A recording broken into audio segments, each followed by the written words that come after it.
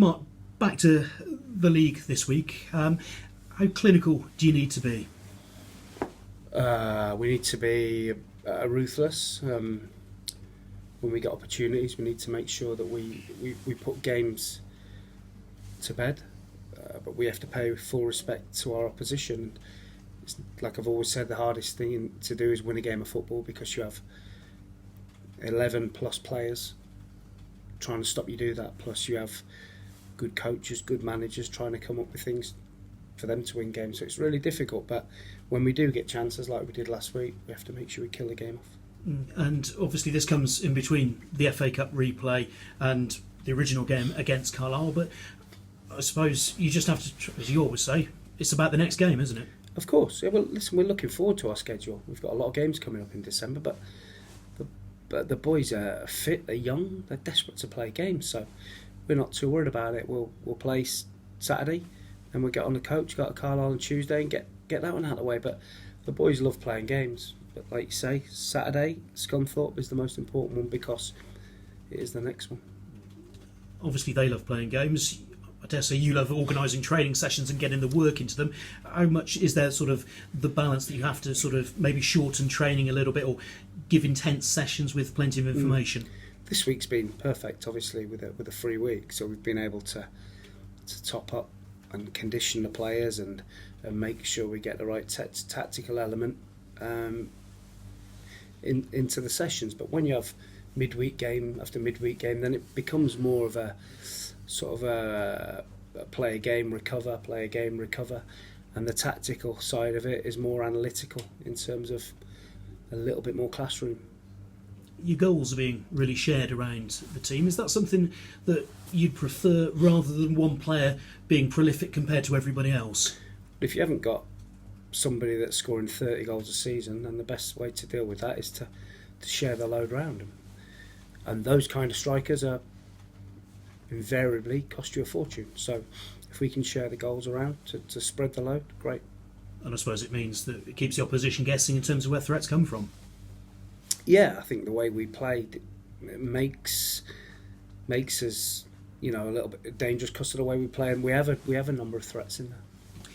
Scunthorpe have only lost 2 in the last 2 months. What's turned things around for them, for you?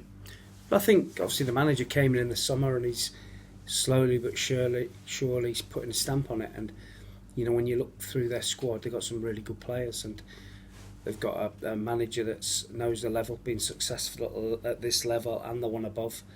And I'm sure that with that combination, with Paul and his staff and the players, come the end of the season, I fully expect them to be in and around it.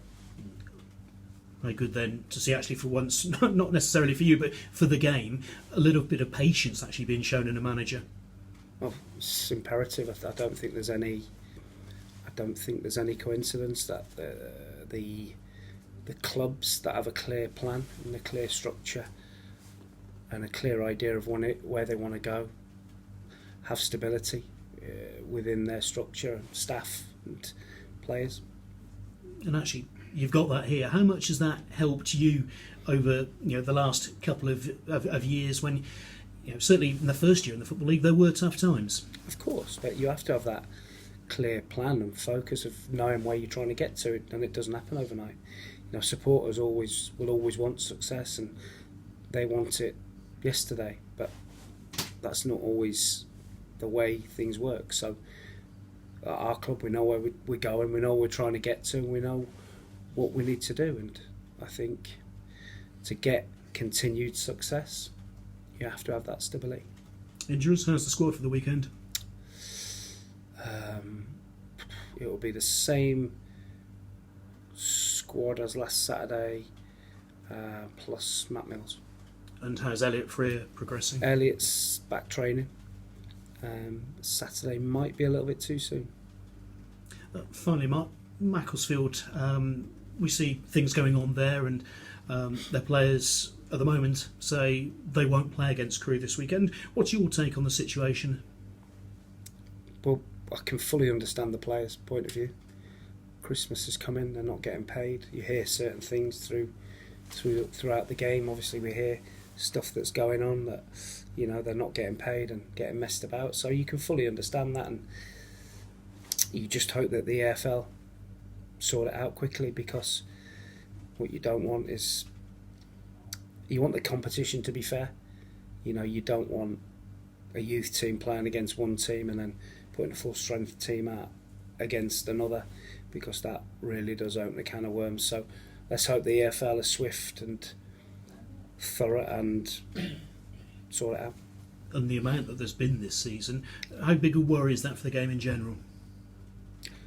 I think it's a worry, but I think people now know that you have to get your house in order. Hopefully the EFL have learnt and they're doing their due diligence on who is running the clubs.